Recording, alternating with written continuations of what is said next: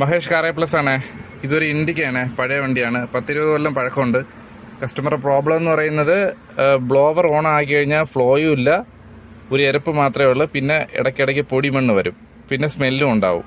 ഇത് നമുക്കിത് ഇളക്കി ക്ലീൻ ആക്കണം. ഇതിൻ്റെ അകത്ത് ഫിൽറ്റർ ഇല്ല, കമ്പനി ഫിൽറ്റർ വെച്ചിട്ടില്ല. അപ്പോൾ ഇത് ഇളക്കിയിട്ട് ഡാഷ്ബോർഡ് ഇളക്കിയെങ്കിൽ മാത്രമേ ഇത് ഫുൾ ആക്സസ് ചെയ്യാൻ പറ്റത്തുള്ളൂ, ഇവാപറേറ്റ് കയ്യിൽ വരുള്ളൂ. അപ്പോൾ അത് ഡാഷ്ബോർഡ് ഇളക്കിയിട്ട് ഇന്ന് ക്ലീൻ ആക്കുന്നൊരു വീഡിയോ ആണ്. ഞാനിത് ഇളക്കിയിട്ട് കാണിച്ചു തരാം. ഫുൾ ഇളക്കിയെങ്കിലേ പറ്റുള്ളൂ. ഡാഷ്ബോർഡ് മാത്രം ഇപ്പോൾ സെപ്പറേറ്റ് എടുത്തിട്ടുണ്ട്. കണ്ടോ, ഇതാണ് സാധനം.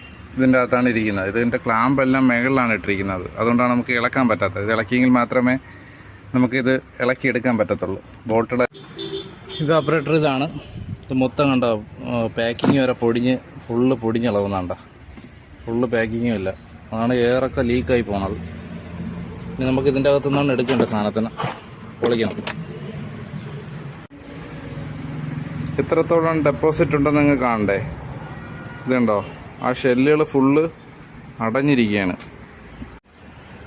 കണ്ടോ, ഇവാപറേറ്റർ ഇളക്കുമ്പോഴുള്ള ലുക്ക് ഇതാണ്. ഇവിടെ ഇത്ര മാത്രമേ ഉള്ളൂ ഹോൾസ്.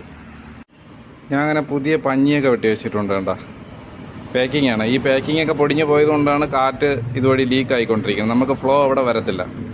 ഇനി ഇവിടെ ലീക്കൊന്നും ആവത്തില്ല. അടിപൊളിയായിട്ടുണ്ട്, നല്ല ക്ലീനും ആയിട്ടുണ്ട്.